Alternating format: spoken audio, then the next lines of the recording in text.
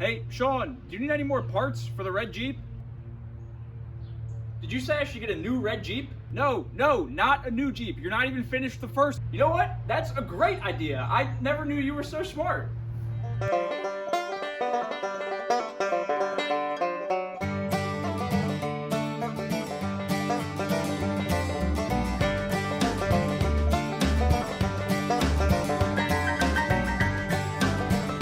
And here it is in all its glory. It's a 91 YJ, a 4-liter manual, and this is where I dumped it off the trailer last night at around 10 p.m. after a 4-hour drive into Maryland.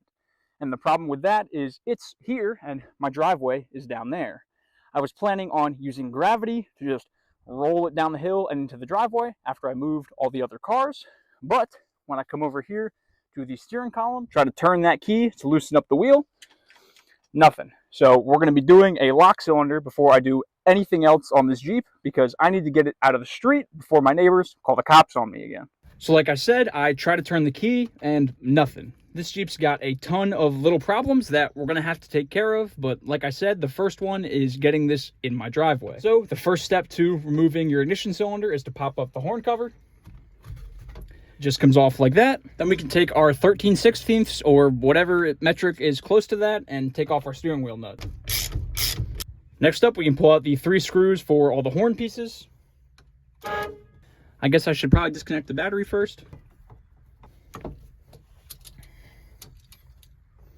And before you take off the steering wheel, you need to mark them so you know that they're aligned. This one, somebody's already put a mark right there and right there, so when I put mine back together, I'll just have to align them. There we go. Next up, we've got this piece, which I think just kind of shimmies out of there.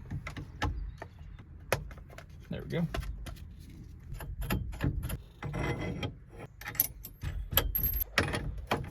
Now I should be able to take a small screwdriver or pick and take that lock ring out.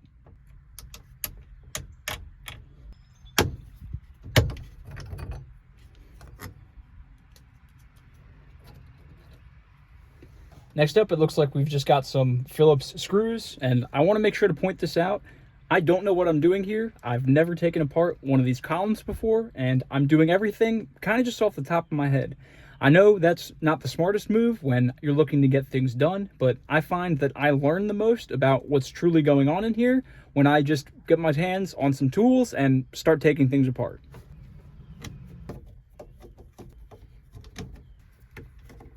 And it looks like our hazard button has to come off as well. Through a whole lot of wiggling and actually using the new one as an example, I'm able to pull it out. If you look here on the old one, there's this tab right here, which this one's a poor example because that one's kind of old, but on the new one, it's spring-loaded pretty well. This lock cylinder sits inside there like this, and this tab goes into this slot right here. So all I had to do was take my small screwdriver, stick it in there, and push on that tab, then take my big screwdriver and pry from the backside, forcing it out of there.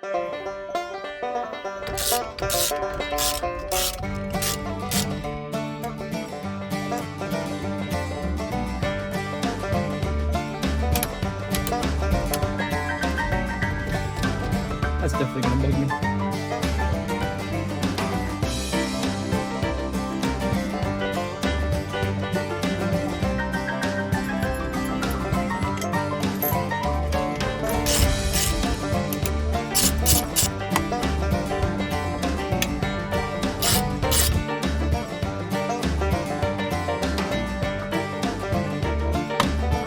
All right, I think that's fully assembled and assembled correctly. I'm gonna go reconnect the negative battery cable and we'll give it a shot. I gotta get rid of that door buzzer ASAP. But key on. Rear wipers on for some reason. Is that button? No. This button? Yes. All right, let's see if it cranks. Absolutely. Thank the Lord. And here it is in the driveway outside of prying eyes of the neighbors. If I just take a walk around of it while I'm talking about it, you guys can see that it's in relatively good shape. Like I said, it is a 1991 4-liter manual with only 140,000 miles on it. I believe originally this one was an Islander, but I'll have to check the VIN to confirm. Whenever I look on the inside or anywhere the paint is flaking off, you can see there's that blue coming through over there, and down here as well. Anywhere the paint's flaking off, it's showing that blue underneath. And I'm going to be a little bit annoyed with the previous owner if they sanded off that blue paint job with the sun down the side and the gray hardtop, which is my favorite look on one of these YJs, and got rid of that in favor of some, kind of whatever red paint. I will need to name this thing, or at least figure out what to call it. I'm not one for putting the name on the side of the hood and calling it like Beast Mode or Maximus or Gunslinger. It's not really my style. I've already got, this one is just the red Jeep, and it's been that way since I bought it almost 10 years ago at this point. So obviously that name is taken, but this one will either be called the other red Jeep or the new Jeep. Back when I had 2 green Jeeps, there was green Jeep and other green Jeep, so we'll see what I decide to call this one. From what I've been able to see walking around it, the body only has 2 rust spots. There's one tiny one right here on this fender, and then if I walk around to the other fender, there's this one here as well. They're relatively small, not all that noticeable, and I won't be doing anything about them. I've already got the work cut out for me doing the body and paint work on that one this summer, and I don't think I'm going to have the time to do it to both. But that doesn't mean I'm not going to paint anything. There are plenty of things on this that do need my attention. Everything up here is kind of just faded and dingy, so I should be able to clean it, sand it, and paint it black. I will also paint all of these little trim pieces the same color black so that everything matches. And I'm going to take some long strand fiberglass and patch that hole in the step back here. And rather than worrying about paint matching the steps, I'm just going to paint them all black as well. I'll also be doing things like the door handles, the license plate bracket, the tailgate handle, the rear bumper, all that kind of stuff, just to make it in the same color black, I think is going to go a long way. I'll also be doing the hardtop as well, but I'm not going to worry about resealing it or anything like that. This Jeep does have a couple things that aren't really my style, and they'll definitely have to go. The first one being the LED lights. 1, 2, 3, 4. Not only are they, in my opinion, ugly, but they also don't work. So I'm going to rip them out and all the shoddy wiring that I'm sure is attached to them. And if I can find a good deal on Marketplace, I might put on some KC lights or some Hella Brights, or something that would match the 1990s aesthetic of the rest of the Jeep. Coming into the interior, it's also in relatively decent shape. There's no rust on any of the floor pans. The seats don't have any rips in them, but they definitely need to be cleaned. And the dash is in okay shape. It's got some cracks you can see up here, as well as one on the side.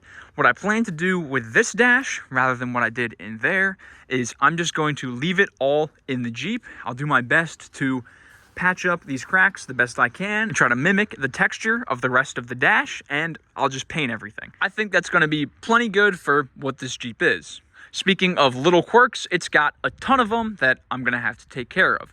For example, the passenger side door only opens from the outside. Taking a brief look at it, I can already tell that it's missing one of the linkages, so hopefully that's all it is. The oil pressure gauge also does not work. I'm hoping that's just the sender. The radio also doesn't work, but I'll probably just swap that out with a CarPlay. It's also got things like the center console lid just comes right off. And somebody's put one of these locking glove boxes in, which is great, but they don't have the key, and neither did the previous owner, evidently. So he got about halfway through drilling it out before he gave up. I'm going to have to finish that quest, and then I've got another glove box that we can just swap right in. It also needs new lift arms for the hardtop, but don't they all at this point?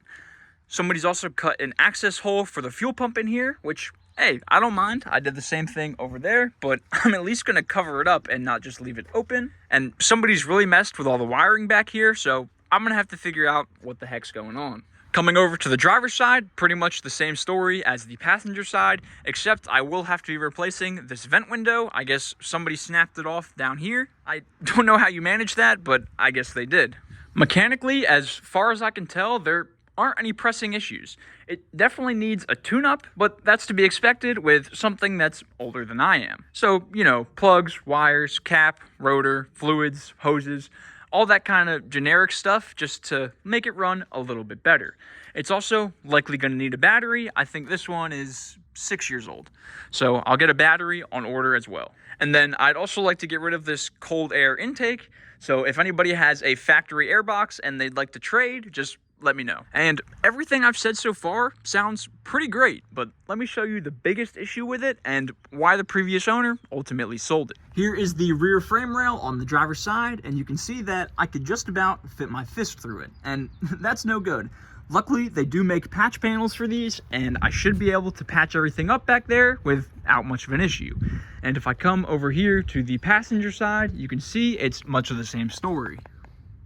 So the next video I make on this thing will be dropping the gas tank and fixing those up. I've already got the frame repair sections on order. Now, I also want to talk about why I bought this thing, and there's 3 main reasons.